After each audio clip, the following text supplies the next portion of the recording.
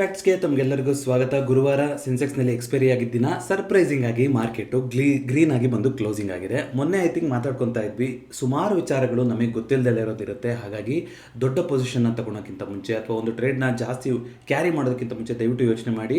ಯಾಕೆಂದರೆ ನಾವು ಎಲ್ಲರಿಗೂ ನೆಗೆಟಿವ್ ಅಂತ ಅನಿಸ್ತಿದ್ದಾಗ ನಮಗೆ ಗೊತ್ತಿಲ್ಲದಿರೋದು ಒಂದಿಷ್ಟು ವಿಚಾರಗಳು ನಡೀತಾ ಇರುತ್ತೆ ಅಂತ.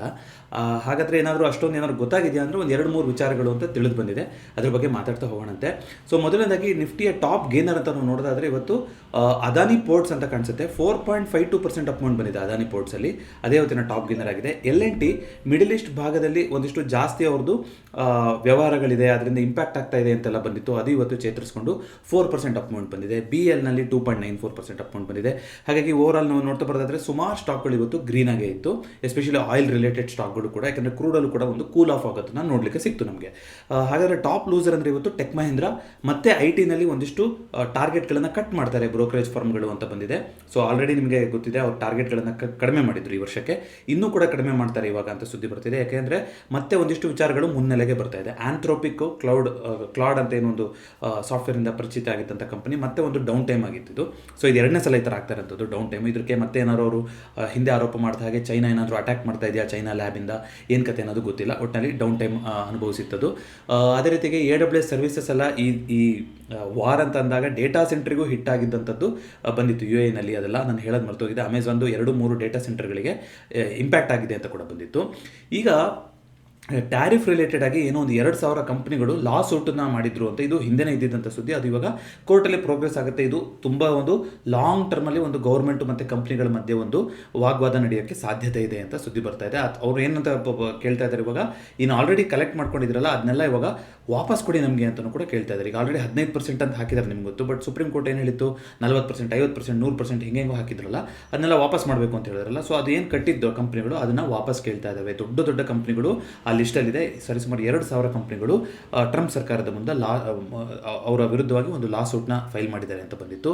ಜೊತೆಗೆ ಇನ್ನೊಂದು ಸುದ್ದಿ ಬರ್ತಾ ಇದ್ದಿದ್ದು ಏನು ಅಂತಂದರೆ ಇವತ್ತು, ಆಮೇಲೆ ಅದು ಅಫಿಷಿಯಲ್ ಸೋರ್ಸ್ ಬಂದಿಲ್ಲ ಈ ಥರ ಅಂತಿದೆ, ಇರಾನ್ ಒಂದು ಮಾತುಕತೆಗೆ ರೆಡಿ ಆಗ್ತಾ ಇದೆ ಅಮೆರಿಕ ಜೊತೆಗೆ ಅಂತ ಸುದ್ದಿ ಬಂದಿತ್ತು. ನಿಮ್ಗೆ ಆಶ್ಚರ್ಯ ಅನಿಸ್ತಾ ಹೋಗ್ಬೋದು, ರಿವೆಂಜ್ ತಗೊಳ್ಳೋ ಅಂತ ಒಂದು ಟೈಮಲ್ಲಿ ಈ ಥರ ಮಾತುಕತೆಗೆ ಆಗ್ತಾರೆ ಅಂತ. ನೋಡಿ, ಸಿನಿಮೆಯ ರೀತಿ ಬೇರೆ ಆಗುತ್ತೆ, ರಿಯಲ್ ಲೈಫಲ್ಲಿ ಬೇರೆ ಆಗುತ್ತೆ, ಆಗು ಹೋಗುಗಳನ್ನು ನೋಡಬೇಕು.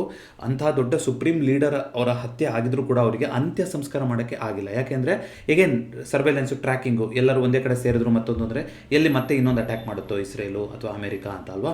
ಅವರ ಸುಪ್ರೀಂ ಲೀಡರ್ ಅವರ ಒಂದು ಶವ ಸಂಸ್ಕಾರನೇ ಮಾಡೋಕ್ಕಾಗಿಲ್ಲ ಅಲ್ಲಿ. ಅದನ್ನ ಮುಂದುವರ್ತಾನೆ ಬರ್ತಾಯಿದ್ರು. ಇವತ್ತು ಅದನ್ನು ಮಾಡೋಕ್ಕಾಗಿದೆ ಏನೋ ನಾನು ಇನ್ನೂ ಸುದ್ದಿ ಬಂದಿಲ್ಲ. ನಿನ್ನೆ ತನಕ ಅಂತೂ ಆಗಿರಲಿಲ್ಲ. ಏಕೆಂದರೆ ಅಷ್ಟು ದೊಡ್ಡ ಲೀಡರ್ನ ಒಂದು ಅಂತ್ಯ ಸಂಸ್ಕಾರ ಅಂತಂದರೆ ಸುಮಾರು ಜನ ಬಂದು ಸೇರ್ತಾರೆ. 40 ವರ್ಷದಿಂದ ಇರಾನ್ನ ನಡೆಸಿದಂಥವ್ರು. ಸೊ ಹಾಗಾಗಿ ಸುಮಾರು ಜನ ಬಂದು ಅಲ್ಲಿ ಇರಬೇಕಾಗತ್ತೆ. ಸೊ ಅದಕ್ಕೆಲ್ಲ ವ್ಯವಸ್ಥೆ ಮಾಡಬೇಕಾಗತ್ತೆ ಈ ರೀತಿ ಅಂತ. ಸೊ ಅದಕ್ಕೋಸ್ಕರ ಒಂದು ಟೆಂಪ್ರರಿಯಾಗಿ ಪುಲ್ ಬ್ಯಾಕ್ ಆಗಿ ಈ ಥರ ಒಂದು ಒಪ್ಪಂದದ್ದು ನೆಪ ಹೇಳ್ತಾ ಇದೆಯಾ ಇರಾನು ಅಥವಾ ಏನು ಅನ್ನೋದು ಗೊತ್ತಿಲ್ಲ.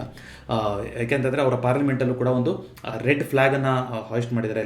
ರೆಡ್ ಫ್ಲ್ಯಾಗನ್ನು ಮೇಲ್ಗಡೆ ಹಾಸ್ಟ್ ಮಾಡಿದ್ರು ಅಂತಂದರೆ ಏನಂತ ಒಂದು ರಿವೆಂಜಿಗೆ ರೆಡಿಯಾಗಿದೆ ಅಂತ ಅವ್ರದ್ದೊಂದು ಏನೋ ಒಂದು ಅವ್ರ ಸೆಕ್ಷನ್ 111 ಅದು ಯಾವುದ್ರಲ್ಲೂ ಒಂದರಲ್ಲಿ ಕೋಡ್ ಇದೆಯಂತೆ. ಈ ಥರ ಅಂತೆಲ್ಲ ಬಂದಿತ್ತು. ಈಗ ಸ್ವಲ್ಪ ಈ ಥರ ಬಂದಿರೋಂಥದ್ದು ಅದನ್ನ ಅಲ್ಲಗಳೆದಿದ್ದಾರೆ. ಯಾವುದೂ ಆ ಥರ ಮಾತುಕತೆ ಆಗಿಲ್ಲ. ಇರಾನಿಂದ ಅಮೆರಿಕದ ಒಂದು ಡಿಫೆನ್ಸ್ ಟೀಮ್ ಜೊತೆಗೆ ಒಂದು ಮಾತುಕತೆ ನಡೆಯುವಂಥ ಪ್ರಯತ್ನ ಆಗಿದೆ. ನಿಮ್ಮ ಏನು ಆಬ್ಲಿಗೇಷನ್ ಇರೋಂಥದ್ದು ಏನು, ಇವಾಗ ನಿಮ್ಮದು ಮೇನ್ ಅಬ್ಜೆಕ್ಷನ್ ಇರುವಂಥದ್ದು ಇರಾನು ಅಣ್ವಸ್ತ್ರ ದೇಶ ಆಗಬಾರ್ದು ಅಂತ. ಅದನ್ನು ನಾವು ಡೀಲ್ ಮಾಡ್ಕೊಳೋದಾದರೆ ಈ ಯುದ್ಧನ ನಿಲ್ಲಿಸ್ಬೋದಾ ಅಂತ ಹೇಳ್ತಾ ಇದ್ದಾರೆ ಅನ್ನೋದು ಆ ಸಾರಾಂಶ ಬಂದಿತ್ತು. ಅಫಿಷಿಯಲ್ ಆಗಿ ಈಗೇನು ಎಲ್ಲೂ ಬಂದಿಲ್ಲ. ಮಾರ್ಕೆಟ್ ಸ್ಪೆಕ್ಯುಲೇಷನ್ಗೆ ಬೆಲೆ ಕೊಟ್ಟಿದೆಯಾ ಗೊತ್ತಿಲ್ಲ. ಟ್ಯಾರಿಫಿಂದು ಮತ್ತೆ ಮುನ್ನೆಲೆಗೆ ಬಂದಿರುವಂಥದ್ದು ಮಾರ್ಕೆಟಿಗೆ ಇಷ್ಟ ಆಗಿರ್ಬೋದು. ಕಂಪನಿಗಳು ಸುಮಾರು ಆಲ್ರೆಡಿ ಟ್ಯಾರಿಫನ್ನು ಕೊಟ್ಟಿದ್ದಾರೆ. ಅದೊಂದು ರಿಲೀಫ್ ರ್ಯಾಲಿ ಆಗ್ತಾ ಹೋಗ್ಬೋದು. ಜೊತೆಗೆ ಈ ಮಾತುಕತೆಯದು ನಡೀತಾ ಇದೆ ಅಂತ ಬಂದಿದ್ದು ಕೂಡ ಒಂದು ಪಾಸಿಟಿವ್ ನ್ಯೂಸ್ ಆಗಿರ್ಬೋದು. ಇದ್ರ ಜೊತೆಗೆ ಅಮೆರಿಕದಲ್ಲೇ ಒಂದು ಈ ಯುದ್ಧದ ವಿರುದ್ಧವಾಗಿ ಒಂದು ನೆಗೆಟಿವ್ ಒಪಿನಿಯನ್ ಫಾರ್ಮ್ ಆಗ್ತಾ ಇದೆ ಟ್ರಂಪ್ ಅವ್ರ ವಿರುದ್ಧ. ನಿಮಗೆ ಗೊತ್ತಿದೆ, ಮಿಡ್ ಟರ್ಮ್ ಎಲೆಕ್ಷನ್ ಈ ವರ್ಷ ನವೆಂಬರಲ್ಲಿದೆ. ಹಾಗಾಗಿ ಟ್ರಂಪ್ ಅವರು ಇದನ್ನ ಅಫ್ಘಾನಿಸ್ತಾನ ಜೊತೆ ಮಾಡ್ದಂಗೆ ತಾಲಿಬಾನ್ ಏನು ಎಷ್ಟೋ ವರ್ಷಗಟ್ಟಲೆ ಇವರು US ಬಿಲಿಯನ್ ಗಟ್ಟಲೆ ಡಾಲರ್ ಗಟ್ಟಲೆ ಖರ್ಚು ಮಾಡಿಬಿಟ್ಟು ತಾಲಿಬಾನ್ನ ಹತ್ತಿಕ್ಕೆ ಮಾಡಿ ಮತ್ತೆ ತಾಲಿಬಾನೇ ಬಂತಲ್ವ ಅಲ್ಲಿ, ಆ ಥರ ಆಗಲಿ ಅಥವಾ ಇರಾಕ್ ಆಪರೇಷನ್ಗಳಲ್ಲಾಗಲಿ ಅಷ್ಟು ಜೋರಾಗಿ ಆಪರೇಷನ್ನ ನಡೆಸೋವಂಥ ಸಾಧ್ಯತೆ ಇಲ್ಲ. ಇದೊಂದು 1 ತಿಂಗಳು 1.5 ತಿಂಗಳಲ್ಲಿ ಯುದ್ಧನ ಮುಗಿಸೋಕ್ಕೇ ನೋಡ್ತಾ ಇದ್ದಾರೆ ಅಂತ ಸುದ್ದಿ ಬಂದಿತ್ತು ಅನ್ನೋ ಕಾರಣದಿಂದಾಗಿ ಅದಕ್ಕೂ ಕೂಡ ಇವತ್ತು ಮಾರ್ಕೆಟು ರಿಯಾಕ್ಟ್ ಆಗಿರಬಹುದು. ಆದರೆ ಹಿಂದೆ ಒಂದು ಹಿಸ್ಟರಿ ಅಂತ ನಾವು ನೋಡ್ತಾ ಬರೋದಾದರೆ ನೋಡಿ, ಕಾರ್ಗಿಲ್ ಯುದ್ಧ ಆದಾಗ ನಿಫ್ಟಿನಲ್ಲಿ 30% ಕರೆಕ್ಷನ್ ಆಗಿದೆ ಕಾರ್ಗಿಲ್ ಯುದ್ಧದಲ್ಲಿ. ಹಿಂದೆ ಚಾರ್ಟ್ಸ್ ತೋರಿಸ್ತಾ ಇದೆ, ಬಟ್ ಚಾರ್ಟ್ಸ್ ಮಾತಾಡ್ತಾ ಇಲ್ವಲ್ಲ ಇವಾಗ, ಹಾಗೆ ಹೇಳ್ತಾ ಇದ್ದೀನಿ. 30% ಡಿಕ್ಲೈನ್ ಆಗಿತ್ತು ನಿಫ್ಟಿ, ಅದು ರಿಕವರ್ ಆಗೋಕ್ಕೆ 6 ತಿಂಗಳು ತೊಗೊತಾ ಹೋಯಿತು. ಆಯಿತಾ, 30% ಒಂದು ಫಾಲ್ ಆಗಿತ್ತು ಕಾರ್ಗಿಲ್ ಯುದ್ಧ ನಡೆದಾಗ, ಯಾಕಂದರೆ ನಮ್ಮ ದೇಶದ ಯುದ್ಧ ಆಗಿತ್ತು. ಅದ್ರ ಜೊತೆಗೆ 9/11 ಅಟ್ಯಾಕ್ ಆದಾಗ ಮತ್ತು ಇಂಡಿಯನ್ ಪಾರ್ಲಿಮೆಂಟ್ ಅಟ್ಯಾಕ್ ಆದಾಗೆಲ್ಲ ಆವಾಗ ಕೂಡ ನಿಫ್ಟಿ 15% ಕರೆಕ್ಷನ್ ಆಗಿತ್ತು. 1 ತಿಂಗಳಲ್ಲಿ ಅದು ರಿಕವರ್ ಆಗ್ತಾ ಹೋಯಿತು. ಅದೇ ರೀತಿಯಾಗಿ ಇರಾಕ್ ಜೊತೆ ವಾರ ಆದಾಗ 11% ಡಿಕ್ಲೈನ್ ಆಗಿತ್ತು ಹಿಂದೆ, ಅದನ್ನ ಸದ್ದಾಮ್ ಹುಸೇನ್ ಅವರದಲ್ಲಿದ್ದಾಗ ಅದು 2 ತಿಂಗಳಲ್ಲಿ ರಿಕವರ್ ಆಗಿತ್ತು.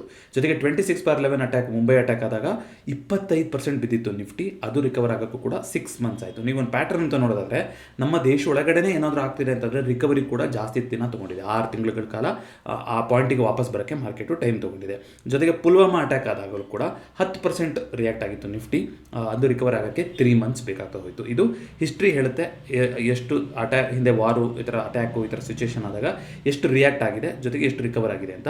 ಈಗ ಆಲ್ ಟೈಮ್ ಹೈಯಿಂದ ಅಂತ ನೋಡೋದಾದ್ರೆ ಸರಿ ಸುಮಾರು 10% ಬಂದಿಲ್ಲ ಅಲ್ವಾ. 26,000 ಅಂದರೆ 26,400 500 ಆಲ್ ಟೈಮ್ ಹೈ ಅಂದರೆ 2,650 ಪಾಯಿಂಟ್ಗಳ ಕರೆಕ್ಷನ್ ಆಯಿತು ಅಂದರೆ ಅದನ್ನ 10% ಅಂತ ನಾವು ಅಂದರೆ 2,650 ಪಾಯಿಂಟ್ಗಳ ಕರೆಕ್ಷನ್ ಆಯಿತು ಅಂದರೆ 26,000ದಲ್ಲಿ ಅದು 10% ಆಗುತ್ತೆ. ಸೊ ಅಂದರೆ ಸರಿ ಸುಮಾರು 24,000 ಲೆವೆಲ್ಗೆ ಬಂತು ಅಂದರೆ ಮಾರ್ಕೆಟು, ಆಗ ನೀವೇನಂತ ಹೇಳ್ತಾ ಹೋಗ್ಬೋದು 24,000ನ ಬ್ರೇಕ್ ಆಯಿತು ಅಂದರೆ 10% ಕರೆಕ್ಷನ್ ಆಗಿದೆ ಅಂತ ಹೇಳ್ಬೋದು. ಆ ಸಿಚುವೇಷನು ಈ ಯುದ್ಧದಲ್ಲಿ ಆಗಿದೆಯಾ, ಇಂಡಿಯಾದಲ್ಲಿ ಆಗಿಲ್ಲ, ಆಗುತ್ತೆ ಅಂತ ಇದೆಯಾ ಗೊತ್ತಿಲ್ಲ. ಸೊ ಮಾರ್ಕೆಟು ಒಂದು ಟೆಂಪ್ರರಿ ಶಾರ್ಟ್ ಕವರ್ ಒಂದು ಪುಲ್ ಅಪ್ ಅಂತಂದು ಕೊಟ್ಟಿದೆ. 25,000 ರೌಂಡ್ ಲೆವೆಲ್ಲು ಇಂಪಾರ್ಟೆಂಟ್ ರೆಸಿಸ್ಟೆನ್ಸ್ ಆಗಿ ಉಳಿಯುತ್ತೆ. ಮಾರ್ಕೆಟ್ ಯಾವ ರೀತಿ ರಿಯಾಕ್ಟ್ ಆಗುತ್ತೆ ಅಂತ ನೋಡೋಣ. ಸೊ ಇದಿಷ್ಟು ನನಗೆ ಗೊತ್ತಿದ್ದಂಥ ಸುದ್ದಿ. ಇದನ್ನು ಬಿಟ್ಟು ಬೇರೆ ಯಾವ ಕಾರಣದಕ್ಕಿಂತ ಕೂಡ ಮಾರ್ಕೆಟು ರಿಯಾಕ್ಟ್ ಮಾಡಿರ್ಬೋದು. ಡಾಲರು ಕೂಡ ಕೂಲ್ ಆಫ್ ಆಗಿದೆ. ಡಾಲರ್ ಅಂದರೆ ರುಪಿ ಮೇಲಲ್ಲ, ರುಪಿ ಬಿಡಿ ವೀಕ್ ಆಗೇ ಇದೆ. ರುಪಿ 91 ರೂಪಾಯಿ 62 ಪೈಸೆ, ರುಪಿನೂ ಕೂಡ ಸ್ವಲ್ಪ ಗೈನ್ ಆಗಿದೆ ಇವತ್ತು. ಬಟ್ ಬೇರೆ ಕರೆನ್ಸಿಗಳ ಜೊತೆಗೆ ಅಂತ ನೋಡೋದಾದರೆ 100ಕ್ಕಿಂತ ಕೆಳಗಡೆ ಬಂದಿದೆ. ಅಂದರೆ ಒಂದು 6 ದೇಶದ ಕರೆನ್ಸಿಗಳ ಜೊತೆಗೆ ಡಾಲರ್ದು ಒಂದು ಕಂಪೇರ್ ಮಾಡ್ತಾರಲ್ವ, ಅದರಲ್ಲೂ ಕೂಡ ಡಾಲರ್ ಕೂಲ್ ಆಫ್ ಆಗಿದೆ ಅನ್ನೋ ಎಲ್ಲ ಸುದ್ದಿಗಳು ಬರ್ತಾ ಇತ್ತು. ಸೊ ಓವರಾಲ್ ನೋಡ್ತಾ ಬರೋದಾದರೆ ನಿಫ್ಟಿ ವಾಲಟೈಲ್ ಆಗಿ ಫಸ್ಟ್ ಹಾಫಲ್ಲಿ ತುಂಬ ಫ್ಲಾಟ್ ಆಗಿತ್ತು, ಸೆಕೆಂಡ್ ಹಾಫಲ್ಲಿ ಸೂಪರ್ ವಾಲಟೈಲ್ ಆಗಿತ್ತು. 24,800 ಕೂಡ ಬ್ರೇಕ್ ಆಗಿ ಮತ್ತೆ 700 ತನಕ ಬಂದು 24,765ರಲ್ಲಿ ಕ್ಲೋಸಿಂಗ್ ಆಗಿದೆ. ಬ್ಯಾಂಕ್ ನಿಫ್ಟಿನಲ್ಲೂ ಕೂಡ ಇವತ್ತು ಮಾರ್ಜಿನಲ್ಲಿ 59,000 ದಾಟಿ ಕ್ಲೋಸಿಂಗ್ ಆಗಿದೆ. ಸೆನ್ಸೆಕ್ಸ್ ಎಕ್ಸ್ಪೈರಿ ಆಗಿತ್ತು, ತುಂಬ ವಾಲಟೈಲ್ ಆಗಿತ್ತು. ಸೆನ್ಸೆಕ್ಸ್ ಬಗ್ಗೆ ಹೋಗೋಣಂತೆ. ಇಂಡಿಯಾ ವಿಕ್ಸು 15% ಕರೆಕ್ಷನ್ ಆಗಿದೆ, 15% ಕರೆಕ್ಷನ್ ಆಗಿ 17ಕ್ಕೆ ಬಂದಿದೆ. ಇದು ಸ್ವಾಗತಾರ್ಹ ಬೆಳವಣಿಗೆ. ಇಂಡಿಯಾ ವಿಕ್ಸು ಕರೆಕ್ಷನ್ ಆಗ್ತಾ ಇರೋಂಥದ್ದು.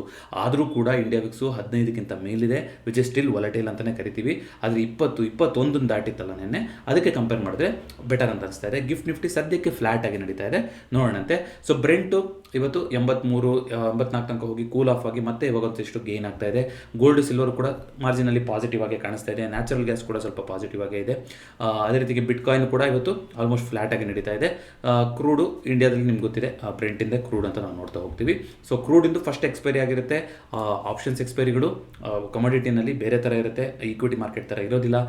ಜೊತೆಗೆ ಕಮೋಡಿಟಿನಲ್ಲಿ ಹೊಸದಾಗಿ ಯಾರಾದರೂ ಟ್ರೇಡ್ ಮಾಡೋಕ್ಕೆ ನೋಡ್ತಾ ಇದ್ದೀರಾ ಅಂತಂದರೆ ಮಿನಿ ಅಂತ ಕಾಂಟ್ರಾಕ್ಟ್ಸ್ಗಳು ಬರುತ್ತೆ, ಅದರಲ್ಲಿ ಮಾರ್ಜಿನ್ ಕೂಡ ಕಮ್ಮಿ ಬೇಕಾಗುತ್ತೆ. ಸೊ ದಯವಿಟ್ಟು ಕಮೋಡಿಟಿ ತುಂಬ ವಾಲಟೈಲು, ಅದು ಇಂಥ ಟೈಮಲ್ಲಂತೂ ಪ್ರೀಮಿಯಮ್ಗಳು ಸಿಕ್ಕಾಪಟ್ಟೆ ಜೋರಾಗಿ ನಡೀತಾ ಇದೆ, ಹಾಗಾಗಿ ದಯವಿಟ್ಟು ಹುಷಾರಾಗಿರಿ. ಅದೇ ರೀತಿಯಾಗಿ ನಿಫ್ಟಿ ನೆಕ್ಸ್ಟ್ 50 ಅಂತ ನೋಡ್ತಾ ಬರೋದಾದರೆ ಸಿಮೆನ್ಸ್ ಎನರ್ಜಿನಲ್ಲಿ 2.65% ಕರೆಕ್ಷನ್ ಬಂದಿದೆ, ಅದು ಇವತ್ತಿನ ಟಾಪ್ ಲೂಸರ್ ಆಗಿದೆ. VBL ವರುಣ್ ಬೆವರೇಜಸ್ಸು 3.72%, REC 3.98%, PFCನಲ್ಲಿ 4% ಅಪ್ ಬಂದಿರೋದ್ರ ಮೂಲಕ ಅದು ಇವತ್ತಿನ ಟಾಪ್ ಗೇನರ್ ಆಗಿದೆ. UBS ಅನ್ನೋ ಒಂದು ಬ್ರೋಕರೇಜ್ ಕಂಪನಿ ಒಂದಿಷ್ಟು ಮಾಡೆಲ್ ಪೋರ್ಟ್ಫೋಲಿಯೋ ಅಂತ ಮಾಡಿತ್ತು. ಆ ಮಾಡೆಲ್ ಪೋರ್ಟ್ಫೋಲಿಯೋ ಅವರು ಇಟ್ಟಿರುವಂಥದ್ದು ಅಂತ, ಅದರಲ್ಲಿ ವರುಣ್ ಬೆವರೇಜಸ್ಸು, ಹ್ಯುಂಡೈ ಒಂದಿಷ್ಟು ಕಂಪ್ನಿಗಳನ್ನು ಅವ್ರು ಆ್ಯಡ್ ಮಾಡಿದ್ರು ಅಂತ ಕೇಳ್ಪಟ್ಟೆ. ಅದು ನೋಡಿದ್ದಷ್ಟೇ, ಅದು ಹಾಗಾಗಿ ನೆನಪು ಬಂತು. ಸೊ ಇದನ್ನು ಬಿಟ್ಟು ಅಂತ ನಾವು ನೋಡ್ತಾ ಬರೋದಾದರೆ ಇದನ್ನು ನೋಡ್ಕೊಂಡ್ಬಿಡೋಣ, ಸೆನ್ಸೆಕ್ಸ್ ಎಕ್ಸ್ಪೈರಿ ನೋಡ್ಕೊಂಡ್ಬಿಡೋಣ. ಅದಕ್ಕಿಂತ ಮುಂಚೆ ಒಂದು ಚಾರ್ಟ್ಸ್ ತೋರಿಸ್ಬೇಕು. ನಮ್ಮ ದೇಶ ಚಾರ್ಟ್ಸ್ ತೋರಿಸಂಗಿಲ್ಲ ಅಲ್ವಾ. ಇದು ಸೌತ್ ಕೊರಿಯನ್ದು ಕಾಸ್ಪಿ ಅಂತ ಹೇಳ್ಬಿಟ್ಟು ಅವ್ರದ್ದೊಂದು ಚಾರ್ಟ್ ಇದೆ, ಆಯಿತಾ, ಕಾಸ್ಪಿ ಕಾಂಪೋಸಿಟ್ ಇಂಡೆಕ್ಸ್ ಅಂತ. ಯಾಕೆ ಇದನ್ನ ತೋರಿಸ್ತಾ ಇದ್ದೀನಿ ಅಂತಂದರೆ, ನಿನ್ನೆ ಇಡೀ ಅದರ ಇತಿಹಾಸದಲ್ಲೇ, ಈ ಒಂದು ಇಂಡೆಕ್ಸಿನ ಇತಿಹಾಸದಲ್ಲೇ ಬಿಗ್ಗೆಸ್ಟ್ ಫಾಲ್ ಆಗಿತ್ತು ನಿನ್ನೆ. ಎಷ್ಟು 12% ಬಿದ್ದಿತ್ತು ನಿನ್ನೆ. ಇವತ್ತು ಆಲ್ಮೋಸ್ಟ್ ಅಷ್ಟು ಕೂಡ ರಿಕವರ್ ಆಗಿಬಿಟ್ಟಿದೆ ಇವತ್ತು. ಸೊ ಯಾಕೆ ನಡೀತಾ ಇದೆ ಇದು ಅಂತ ನಿಮ್ಗೆ ಅನಿಸ್ತಾ ಹೋಗ್ಬೋದು. ನೋಡಿ, 50 ಡೇ ಮೂವಿಂಗ್ ಆವರೇಜ್ ಎಲ್ಲ ಕಡೆನೂ ಇಂಪಾರ್ಟೆಂಟ್ ಅಂತಕ್ಕೋಸ್ಕರ ತೋರಿಸ್ತಾ ಇದ್ದೀನಿ. ಇದು ನೋಡಿ, ಒಂದು ಬಸ್ ಸ್ಟ್ಯಾಂಡ್ ಲೆವೆಲ್ ಅವರಿಗೆ ಇಲ್ಲಿ ಒಂದು ಮೂವಿಂಗ್ ಆವರೇಜ್ ಕೂಡ ಇದೆ, ಅಲ್ಲಿ ಬಂದು ಸಪೋರ್ಟ್ ತೊಗೊಂಡು ಮೇಲ್ಗಡೆ ಹೋಗಿದೆ. 50 ಡೇ ಮೂವಿಂಗ್ ಆವರೇಜಲ್ಲೇ ಇದೆಯಾ, ಅಷ್ಟೊಂದು ಸಪೋರ್ಟ್ ಇದೆಯಾ ಅಂತ ನೋಡ್ತಾ ಬರೋದಾದರೆ ಈ ಇಂಡೆಕ್ಸನ್ನು ಸ್ವಲ್ಪ ನೋಡಿ, ಇಂಡಿಯಾ ದುಡ್ಡು ಎಲ್ಲಿ ಹೋಗ್ತಿರ್ಬೋದು ಅನ್ನೋರಿಗೆ ಉತ್ತರ ಇಲ್ಲಿ ನಿಮಗೆ ಸಿಗ್ತಾ ಹೋಗುತ್ತೆ. ಇದು ಸ್ವಲ್ಪ ನೋಡ್ಕೊತ ಬನ್ನಿ. 2021ರಲ್ಲಿ ಏನು ಹೈ ಮಾಡಿತ್ತು, ಯಾಕೆ ಮಲ್ಟಿ ಇಯರ್ ಬ್ರೇಕ್ಔಟ್ಗಳು ಇಂಪಾರ್ಟೆಂಟ್ ಆಗುತ್ತೆ ಅನ್ನೋದಕ್ಕೆ ಒಂದು ಚಾರ್ಟ್ ಲರ್ನಿಂಗ್ ಅಂತ ತೋರಿಸ್ತಾ ಇದ್ದೀನಿ ಅಷ್ಟೇ. 2020ರಿಂದ ಒಂದು ರ್ಯಾಲಿ ಶುರುವಾಗಿತ್ತು ಈ ಸೌತ್ ಕೊರಿಯನ್ ಇಂಡೆಕ್ಸಲ್ಲಿ. 2021ರಲ್ಲಿ ಹೈ ಮಾಡಿದ್ದನ್ನು 3-4 ವರ್ಷ ಏನೂ ಮಾಡಲಿಲ್ಲ ಅವ್ರ ಮಾರ್ಕೆಟ್ ಹಾಗೆ ಉಳ್ಕೊಂಡಿತ್ತು. ಅಷ್ಟನ್ನು ಮೀರಿ ಇವಾಗ ಆಲ್ಮೋಸ್ಟ್ ಎಲ್ಲಿಂದ 2300ರಿಂದ 6400 ಅಂದರೆ 3 times 300% ರ್ಯಾಲಿ ಕೊಟ್ಟಿದೆ. ಇದು ಮಲ್ಟಿ ಇಯರ್ ಬ್ರೇಕ್ಔಟಿನ ಒಂದು ತಾಕತ್ತಾಗಿರುತ್ತೆ. ಕ್ರೂಡಲ್ಲಿ ಅದೇ ಥರ ಸಿಚುವೇಶನ್ ಇದೆಯಾ, ಸ್ವಲ್ಪ ನೀವು ನೋಡಿ ನಮಗೆ ಉತ್ತರ ಕೊಡಬೇಕು. ಬಟ್ ಯಾವಾಗ ಬಸ್ ಸ್ಟ್ಯಾಂಡ್ ಆಗುತ್ತೆ, ಯಾಕೆ ಬಸ್ ಸ್ಟ್ಯಾಂಡ್ ಮೆಥಡ್ ಅಂತ ನಮ್ಮ ಚಾನಲಲ್ಲಿ ಮಾತಾಡ್ತೀವಿ ಅಂದರೆ, ಬಸ್ ಸ್ಟ್ಯಾಂಡ್ ಆದಷ್ಟೂ ಕೂಡ ಮಾರ್ಕೆಟಲ್ಲಿ ದೊಡ್ಡದು. ಐ ಥಿಂಕ್ ಈ ಪೆನ್ನಲ್ಲಿ ಬರೆಯೋದೇ ತಪ್ಪೋಯ್ತು ಇವಾಗ ಚಾರ್ಟ್ಸ್ ತೋರಿಸೋದು ನಿಲ್ಲಿಸಿದ ಮೇಲೆ. ಬಟ್ ನೋಡಿ ಇಲ್ಲಿ ಎಷ್ಟು ದೊಡ್ಡ ಒಂದು ಬಸ್ ಸ್ಟ್ಯಾಂಡ್ ಆಗಿದೆ. So longer the bus stand greater results ಅಂತ ಮಾತಾಡ್ತಾನೆ ಇರ್ತೀವಿ, ಅದು ಸಿಕ್ಕಿದೆ. ಸೊ ಅಷ್ಟು ದೊಡ್ಡ ರ್ಯಾಲಿ ಆಗಿದ್ದಕ್ಕೆ ಇದು ಬಂದಿರುವಂಥ ಇಷ್ಟು ಕರೆಕ್ಷನ್ ಆದರೂ ಕೂಡ ಏನು ಅಂತ ದೊಡ್ಡದು ಅಂತ ಅನಿಸ್ತಾ ಇಲ್ಲ ಸೌತ್ ಕೊರಿಯನ್ ಎಕ್ಸ್ಚೇಂಜಲ್ಲಿ. ಸೊ ಸೌತ್ ಕೊರಿಯನ್ ಆಗಿರ್ಬೋದು, ಫಿಲಿಪೈನ್ಸ್ ಆಗಿರ್ಬೋದು, ಜಪಾನ್ ಆಗಿರ್ಬೋದು, ಸುಮಾರು ದೇಶಗಳ ಒಂದು ಇಂಡೆಕ್ಸ್ಗಳು ಲಾಸ್ಟ್ 1 ವರ್ಷದಲ್ಲಿ 100%ಗಿಂತಲೂ ಜಾಸ್ತಿ ರಿಟರ್ನ್ಸ್ ಕೊಟ್ಟಿದೆ. ಹಾಗಾಗಿ ನಿಫ್ಟಿನಲ್ಲಿ FIಗಳು ಸೆಲ್ ಮಾಡಿದ್ದನ್ನು ಎಲ್ಲಿ ತೊಗೊಂಡೋಗ್ತಾ ಇದ್ದಾರೆ ಅಂದರೆ ಬೇಕಾದಷ್ಟು ಬೇರೆ ಬೇರೆ ದೇಶಗಳಿದೆ. ಇದನ್ನು ಹೇಳಿದಾಗ ಒಂದು ನೆನಪಾಯಿತು, ಈಗ ಕೆಲವೊಂದಿಷ್ಟು ಆ್ಯಪ್ಗಳಿದೆ, ಇಂಡ್ ಮನಿ ಮತ್ತೊಂದು ಈ ಥರ ಎಲ್ಲ US ಸ್ಟಾಕ್ಗಳಲ್ಲಿ ನೀವು ಇನ್ವೆಸ್ಟ್ ಮಾಡಬೇಕು ಅಂದರೆ ನಾನು ಯಾವುದನ್ನು ಕೂಡ ಹೇಳಿಲ್ಲ, ನಾನು ಸ್ವತಃ ಮಾಡಿಲ್ಲ. ಯಾಕೆ ಅಂತಂದರೆ ಒಂದು ರೆಗ್ಯುಲೇಷನ್ಸ್ ಅಂತ ಬಂದಿರಲಿಲ್ಲ, ಕೆಲವೊಂದು ಆ್ಯಪ್ಗಳಿತ್ತು, ಕೆಲವೊಂದು ಆ್ಯಪ್ಗಳು ಹೋಗೇ ಬಿಡ್ತಾ ಇತ್ತು, ಈ ಥರ ಎಲ್ಲ ಇತ್ತು.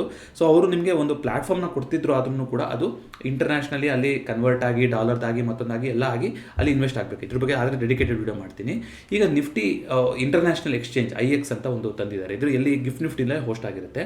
ಅಂದರೆ ನೀವು US ಸ್ಟಾಕ್ಸ್ಗಳಲ್ಲಿ ಯಾವಾಗ ರೋಲ್ ಡೇಟು ಏನೋ ಎಲ್ಲದನ್ನು ನಾನು ಹೇಳ್ತೀನಿ. ಬಟ್ ಬಂದಿರೋಂಥ ಪ್ರಪೋಸಲ್ ಏನಿದೆ ಅಂದರೆ, ಇಲ್ಲಿಂದ ನೀವೇನೇ ಬೈ ಮಾಡಬೇಕು ಅಂದ್ರೂ ರುಪಿಯಿಂದ ಫಸ್ಟು ಡಾಲರಿಗೆ ಕನ್ವರ್ಟ್ ಆಗುತ್ತೆ, ಗಿಫ್ಟ್ ನಿಫ್ಟಿಗೆ ಆರ್ಡರ್ ಹೋಗುತ್ತೆ, ಗಿಫ್ಟ್ ನಿಫ್ಟಿಯಿಂದ ಅಲ್ಲಿಗೆ ಹೊರಟೋಗುತ್ತೆ. ಮತ್ತು ಅವ್ರದ್ದು ತುಂಬ ಕಾಂಪ್ಲೆಕ್ಸ್ ಇದೆ, ನಮ್ಮ ಥರ ಅಲ್ಲ.